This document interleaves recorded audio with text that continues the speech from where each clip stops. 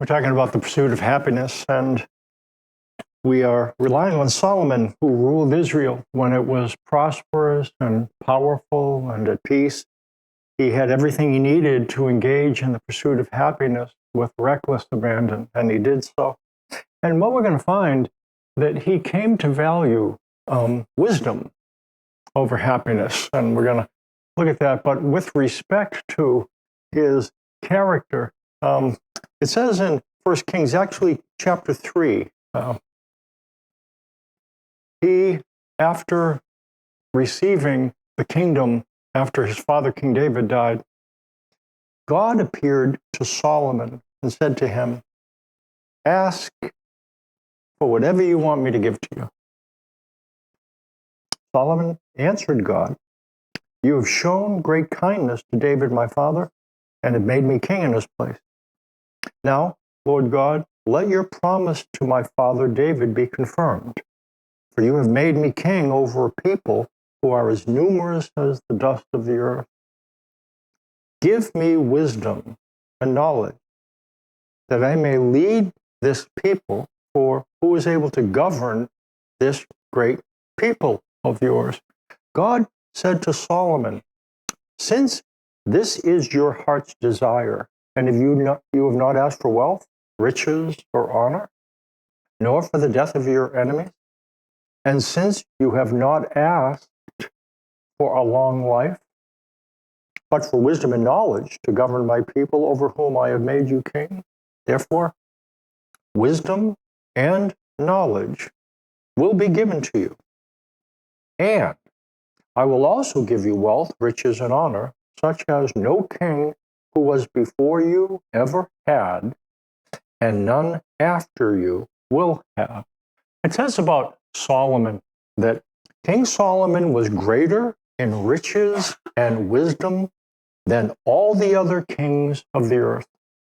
The whole world sought audience with Solomon to hear the wisdom God had put in his heart. Foreign heads of state would visit Solomon just to hear him talk about what he knew. He was brilliant, a great politician, and he came to understand one thing. Here's what he would encourage us from where he was and from what he learned.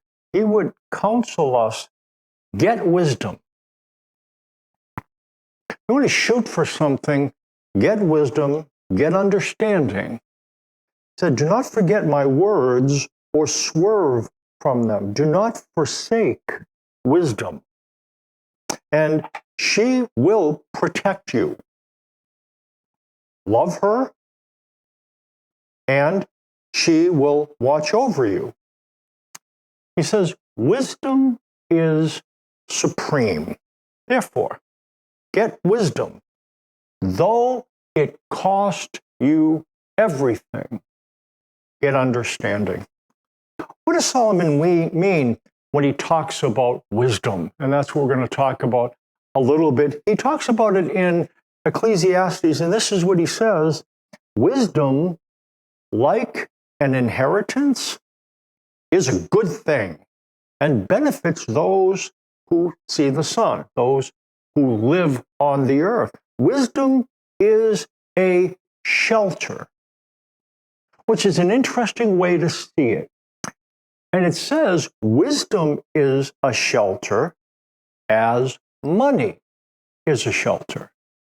So both wisdom and money claim to provide and to protect. And what Solomon understands is that, he goes on, "But the advantage of knowledge over money and possessions is this: wisdom preserves the life of its possessor."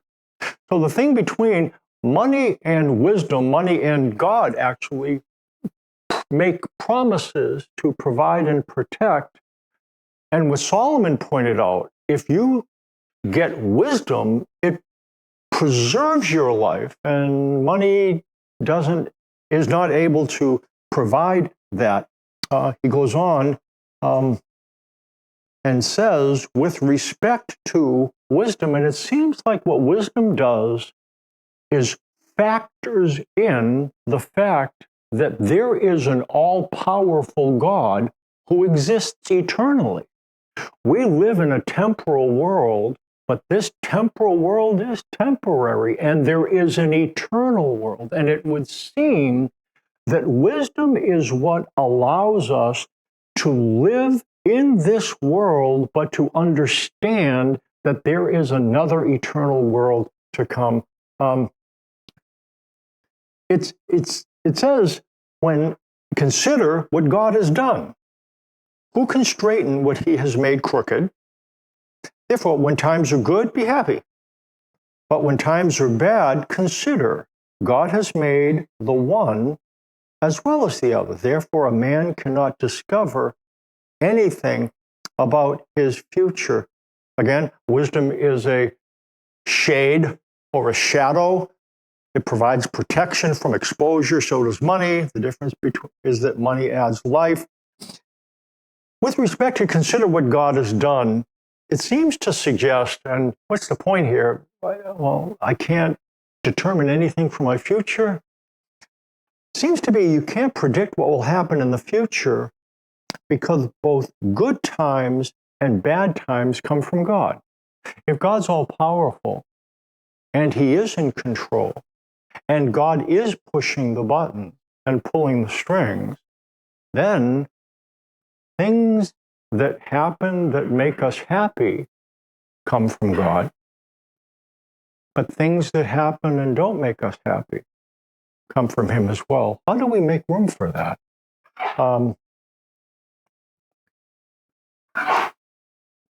The people in the Bible, psalmists, Solomon, it's difficult when we have to see good things happening to bad people and bad things happening to good people. Look at the psalmist. He says, this is what the wicked are like, always carefree.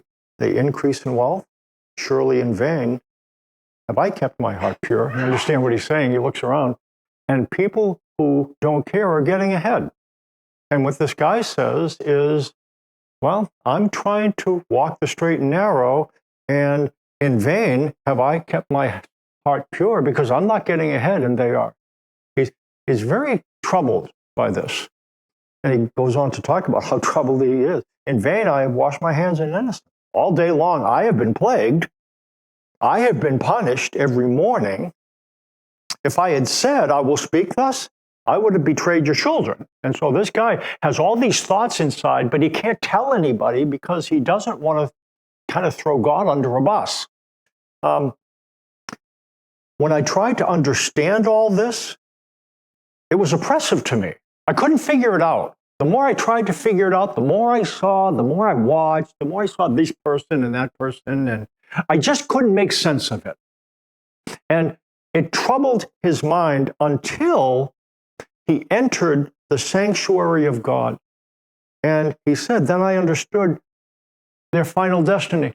One of the differences between happiness and wisdom is happiness looks at things through a narrow angle lens, through what happens now within this framework of time that we can occupy. And wisdom doesn't distinguish, it doesn't put a narrow angle lens on, it puts a wide angle lens. That's what happens to the psalmist. He's looking at life through a narrow angle lens. And then he enters the sanctuary and he sees things that really disturb him.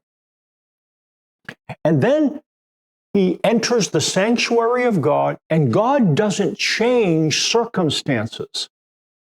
The same things exist, but what God does, in an analogy, he puts wide angle lenses on this guy, takes his narrow angle lenses off, puts wide angle lenses so he can see an expanse of time, and the picture changes. He says, when my heart was grieved and my spirit embittered, I was senseless and ignorant. I was a brute beast before you. Yet, I am always with you. And he thinks about that. And he thinks about people getting ahead and people, and he says, but when I think about you and I think about life and I look at you, I'm always with you. And you hold me by my right hand. You guide me with your counsel. And afterward, you will take me into glory. Whom have I in heaven but you? And earth has nothing I desire besides you. My flesh and my heart may fail, but God is the strength of my heart and my portion forever. You know what you find a lot of times in the Psalms? There's complaining. And it starts with complaining and lamentation. People talking about the things they're disturbed at. But there's an honesty about it. And it moves from complaining to looking, and it dawns on them. You know what? I might be inconvenienced short term, but I'm always going to be with you. And whom am I in heaven with you? And wisdom looks at things through a wide angle lens. How do we get that? How do we get that kind of perspective? You know what it requires? It requires that we pause. And the way I think of it sometimes, I have when I bought a car back a couple of years ago, I wanted a standard transmission. They don't even sell those anymore. They used to sell them all the time. But with a standard transmission, the nice thing you can do is when you depress the clutch, you disengage the drivetrain. So what it does, you engage the clutch, and then you can shift gears. You can downshift or upshift.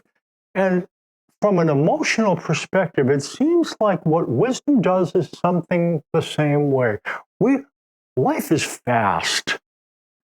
Wisdom requires that we engage an emotional clutch, that we pause to think about what happened in the past, to think about what happens in the present, to think about what will happen in the future in order to pause. See, life is fast and it drives us and we move quickly and we react. And it seems that what wisdom would encourage us to do is stop. Think before you shift into the next gear. Depress the emotional clutch. Emotions want to move us to take action. Don't just sit there, do something. What wisdom would encourage, don't just do something, sit there. Think. Look at what happened before. Look at what happens now. Look what happens in the future. Look at God and what he says. But to do that, we need to pause. How do we gain this wisdom? James has some things to say. James was Jesus' half-brother because they have the same mother, different father. Jesus was miraculously conceived. So in that sense, they were brothers, but they didn't really have the same father. And anyway, he grew up with Jesus. And he writes a letter. He became a believer after Jesus rose from the dead. During his life, he didn't believe that Jesus was who he said he was. And James became one of the leaders of the church. Listen to what he says about wisdom and where it comes from.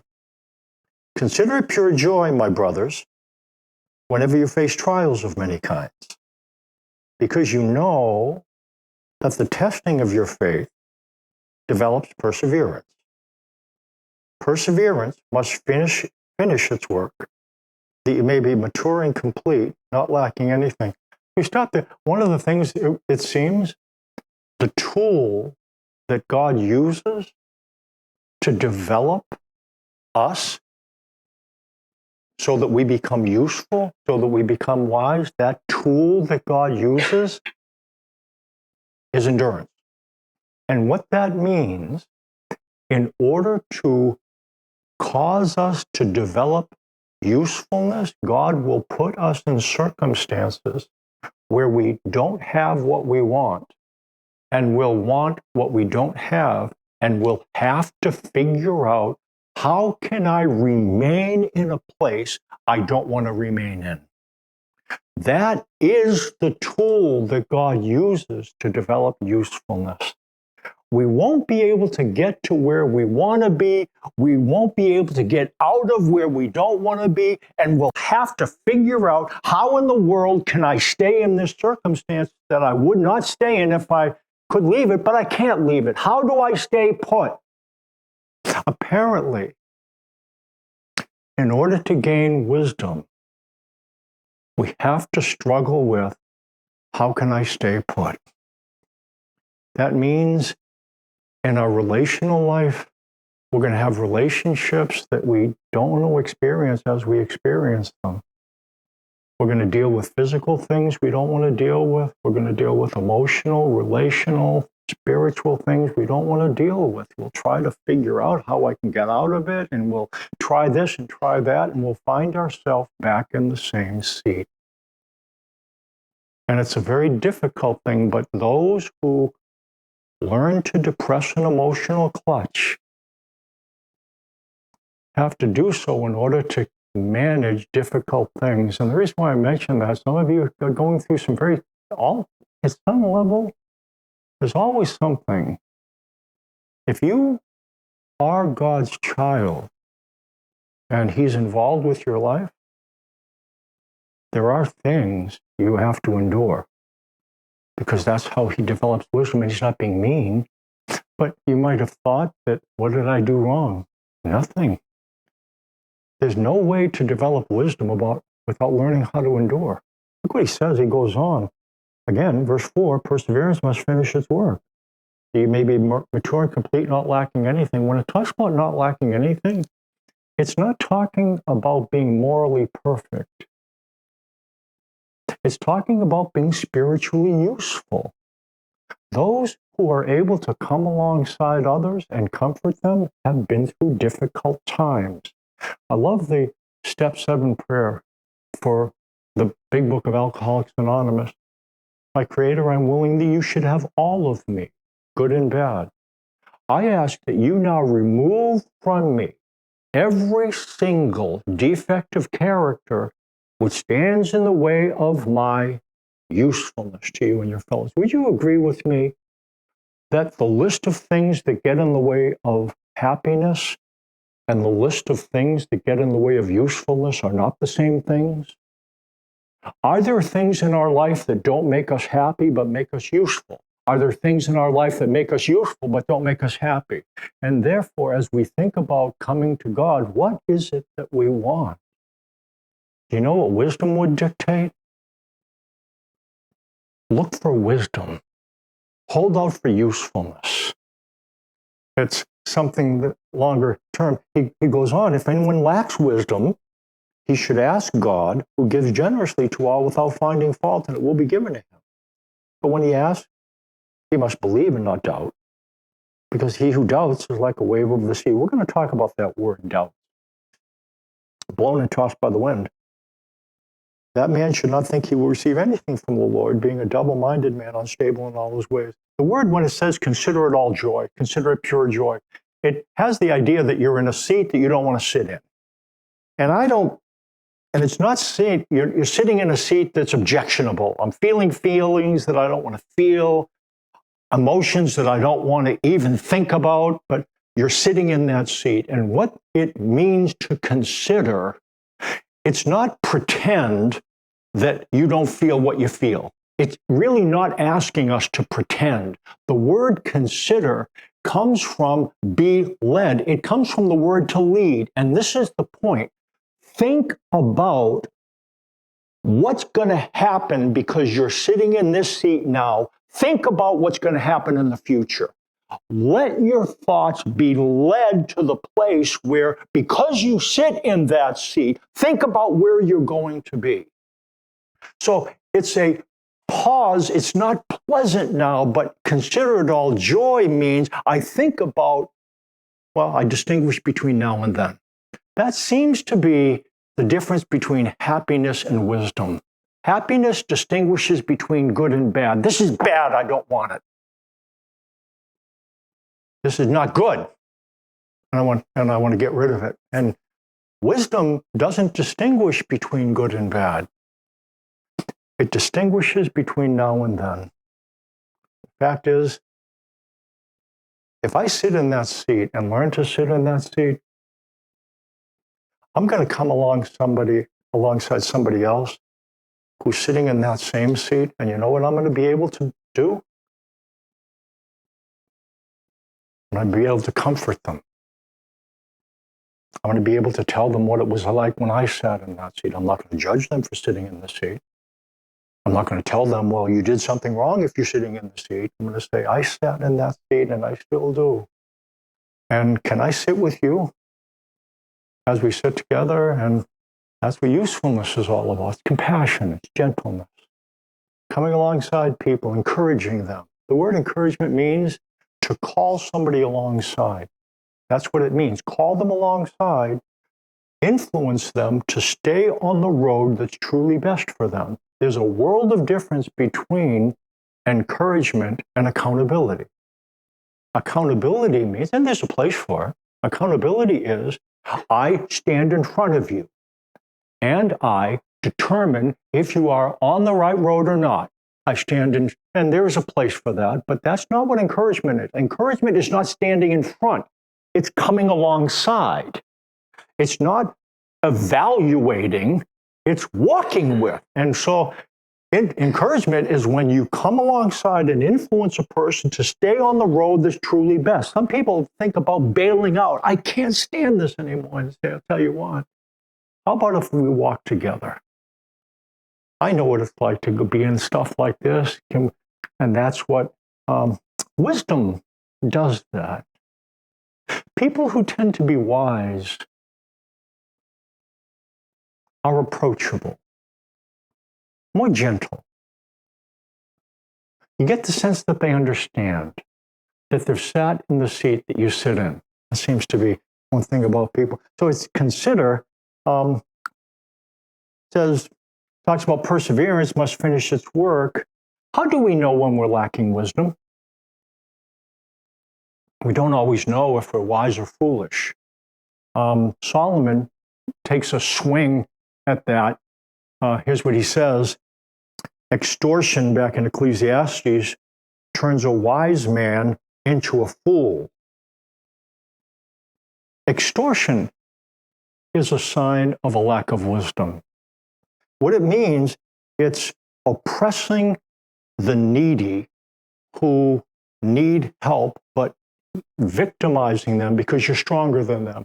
To extort or dominate or manipulate somebody who's not able to help themselves, that's a sign of foolishness, Solomon would say.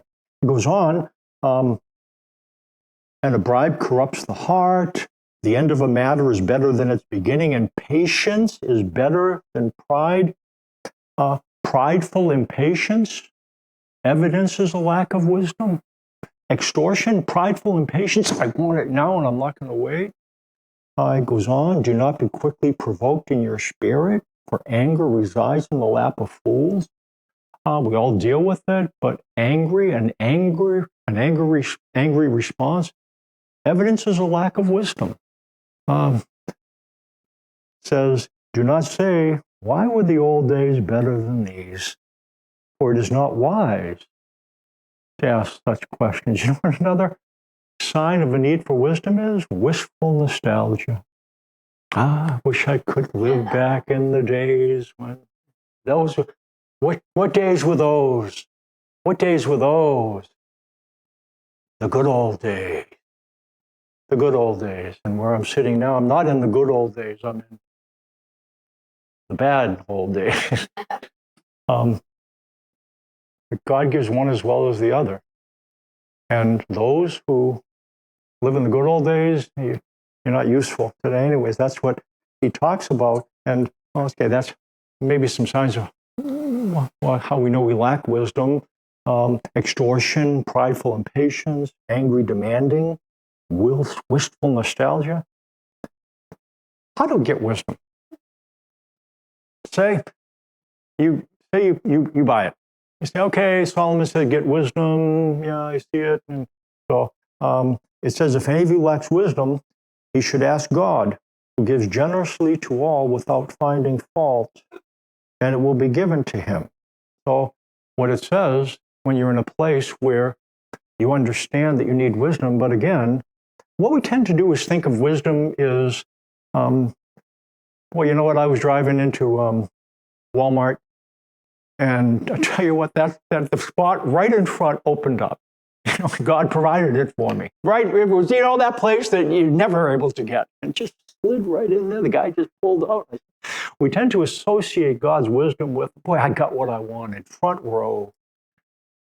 And that's not the way it works. You know, when God is involved in our life, we're not going to get the front row. We're going to have to drive, and it gets difficult. Wisdom allows us to stay in a difficult place. But it allows us to stay in a difficult place. You know what the problem with staying in a difficult place is? How alone we feel. I want you to think about that. Think about being in a difficult place, difficult relationship, difficult finances, difficult emotion. Would you agree with me that part of the thing about dealing with difficulty is how alone it makes us feel? If she helped, I wouldn't be here. If I mattered, and we tend to feel very alone. And we think what I need is for this situation to be resolved.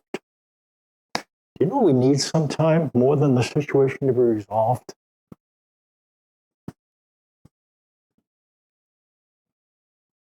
We need somebody to come alongside. That's kind of the deal. You know what we need sometimes? We need connection, not correction. We don't need to be told what to do. We don't need to be challenged. We need for somebody who cares to be with us so that we don't have to walk alone. Isn't that what Jesus said to the disciples? You leave me all alone, but I'm not alone because my Father is with me. That's why Jesus was wise. He knew the Father was with him, even in difficult things. Wisdom allows us to stay in a difficult place. James, he has some things he talks about when he asks. It says in verse 6, he must believe and not doubt, because he who doubts is like a wave of the sea blown and tossed by the wind. That man should not think he will receive anything from the Lord. He's double-minded. To doubt means to make a distinction. It actually comes from the word to judge. This word doubt, it's translated doubt. I don't think that's a great word. I think judge might be a better word, or make a distinction. See, the one who judges, it distinguishes between good and bad. And it indicates the problem that it leads to double-mindedness, because if things come from God, we're going to approach God because he's good. And we're going to say, God, I ask that you deal with this situation that I don't want to be in. But you're the one that put me there to begin with. You understand what it gets like? So you get kind of caught in that, and it leads to double-mindedness. So I think at some level you're the one that made this happen, but you're also the one that I'm going to come to try to get me out of it. That's what double-mindedness is. I've got a question. Consider it all joy whenever you face trials of many kinds, because the testing of your faith develops perseverance. Perseverance must have its perfect result, that you may be perfect and complete. That you may be perfect and complete. Is it possible for a Christian who God is walking with to be in a bad circumstance?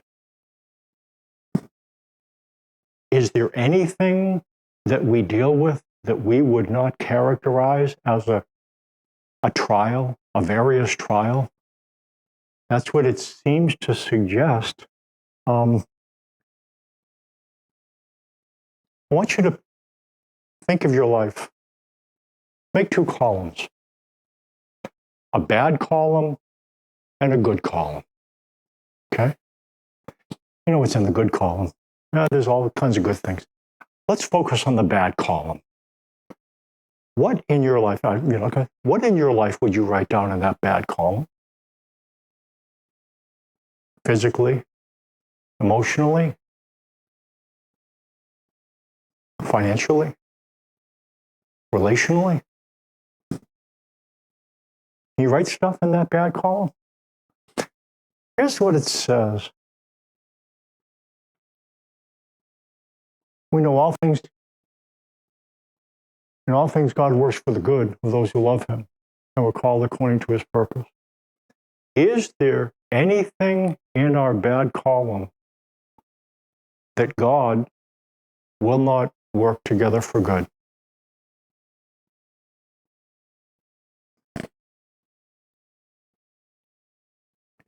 You know what it means when it says all things in the Greek? All things. That's what it means. I don't think there's a loophole here. I don't think there's I said all, but I didn't mean that. I think all means all. And what this means, there's nothing in our life that God won't use. That doesn't mean we don't. Well, what does it mean if we're wise?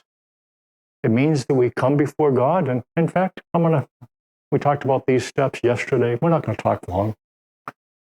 But 5 steps for dealing. Be real with God. God already knows what you feel. Be real. Be real and be still. What it means to be still is don't fix anything yet. Don't correct anything yet. Don't correct your desires. Don't correct their decisions. Don't fix anything. Stop. And what God says, be still and know that I am God. I will be exalted in the nations. I will be exalted in the earth. I will never leave you and forsake you. After that, you speak freely. Exhale your concerns. Inhale his commitment. You know what this is? Spiritual breathing. Exhale concern. Inhale commitment. Exhale concerns. I'm concerned financially. I'm concerned relationally, emotionally. I'm concerned about the future. Thank you that you said you'll never leave me or forsake me. Be with me as I deal with this problem that I'm dealing with, or the physical problem of somebody I care about. Thank you that you walk with me. Exhale, inhale, exhale, inhale. Breathe. In order to be wise, we need to learn to breathe. Because when we breathe, we don't make rash reaction. You know what somebody said, and then I'm going to be done. The wise mind is right here. And what they meant by that,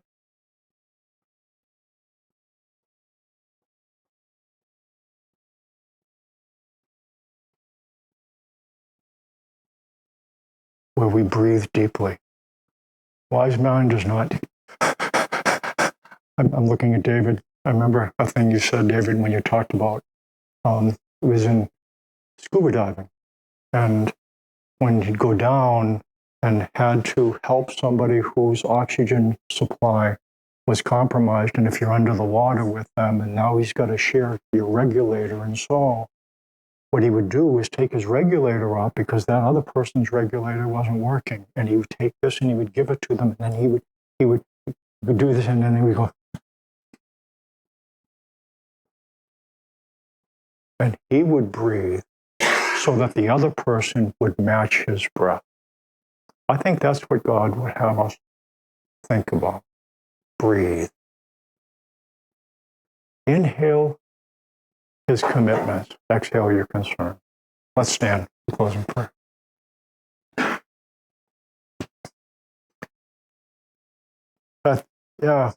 Wisdom is something to pursue, something to seek, but it's not easy.